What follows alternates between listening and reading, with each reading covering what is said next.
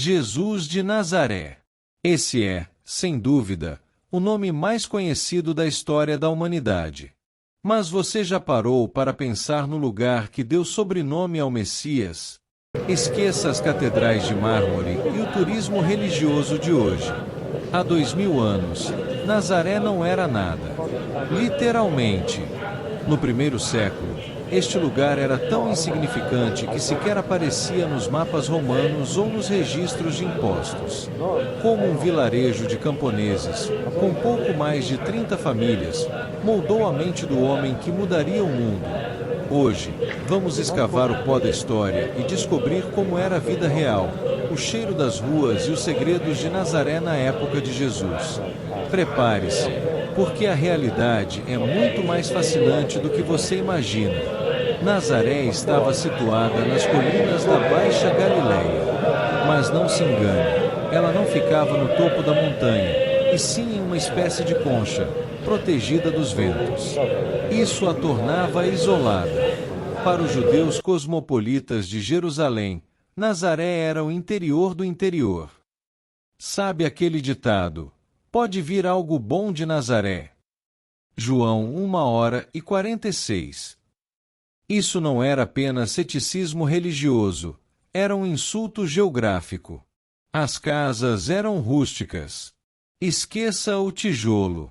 Imagine casas feitas de blocos de pedra calcária, com telhados planos feitos de vigas de madeira, palha e lama batida. No verão, as famílias dormiam no telhado para fugir do calor abafado do interior.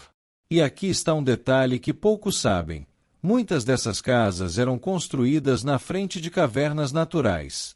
A caverna servia como a despensa da casa, o lugar mais fresco para guardar o azeite e o vinho, e onde os animais eram recolhidos em noites frias. Como era o cotidiano? A vida começava antes do sol nascer. As mulheres caminhavam até a única fonte de água da vila, hoje conhecida como a Fonte da Virgem. Era o centro de fofocas e notícias. Os homens partiam para os campos de cevada ou para as pedreiras. E aqui precisamos corrigir um erro de tradução milenar. A Bíblia chama Jesus de carpinteiro, do grego tecton.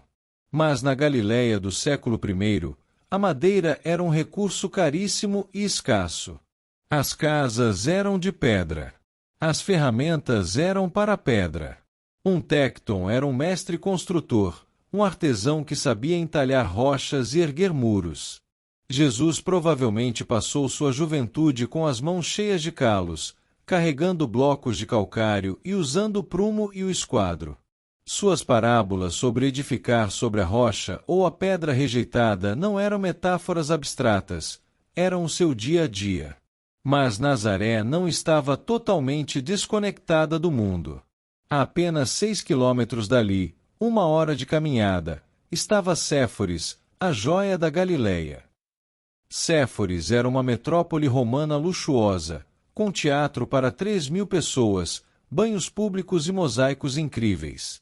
Muitos historiadores acreditam que Jesus e José trabalhavam em Séforis durante a reconstrução da cidade por Herodes Antipas. Imagine o choque cultural. Jesus saía de uma vila de camponeses que falavam aramaico e, em 1 hora, estava numa cidade onde se falava grego, onde se via o luxo romano e a opressão dos impostos de perto. É aqui que ele vê os hipócritas, uma palavra grega para os atores do teatro.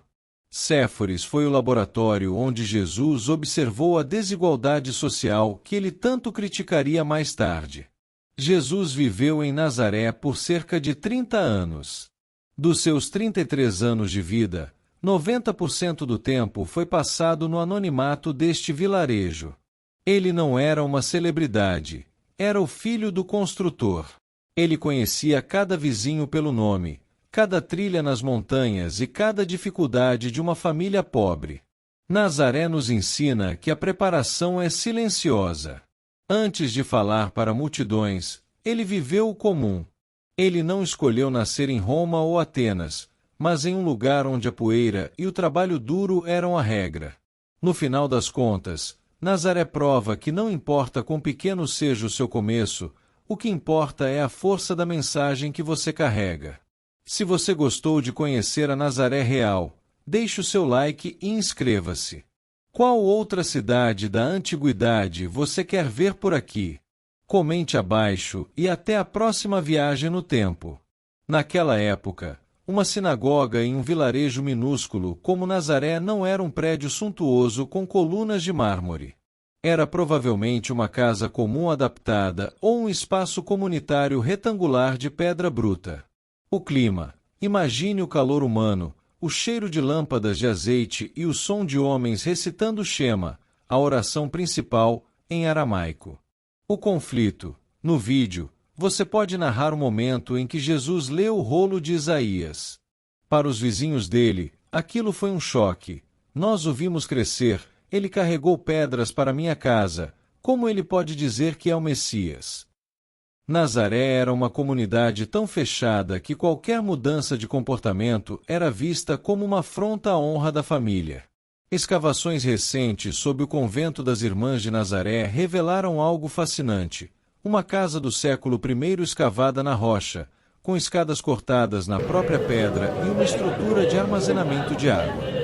A vida subterrânea. No seu roteiro, explique que viver dentro da terra não era sinal de extrema miséria, mas de inteligência térmica.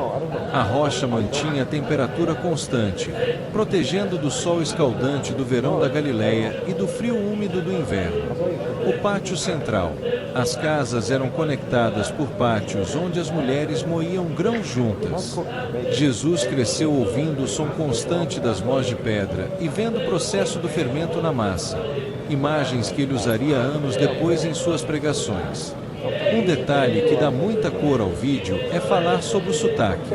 As pessoas de Jerusalém, no sul, zombavam dos galileus, do norte. O dialeto. Em Nazaré, eles falavam um aramaico mais caipira, engolindo certas letras guturais.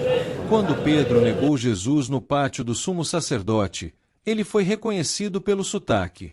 Educação. Diferente do que muitos pensam, Jesus provavelmente era alfabetizado. Em Nazaré, a educação religiosa era rigorosa. Desde os 5 anos, os meninos aprendiam a Torá. Jesus cresceu em um ambiente de analfabetismo funcional para o mundo grego, mas de alta erudição bíblica para o mundo judeu. Nazaré era o lugar onde nada acontecia, até que algo aconteceu. Jesus não saiu de um palácio para salvar o mundo. Ele saiu de uma oficina poeirenta em uma vila que ninguém respeitava. Isso nos mostra que o ambiente onde você está hoje não define o tamanho do impacto que você pode causar amanhã.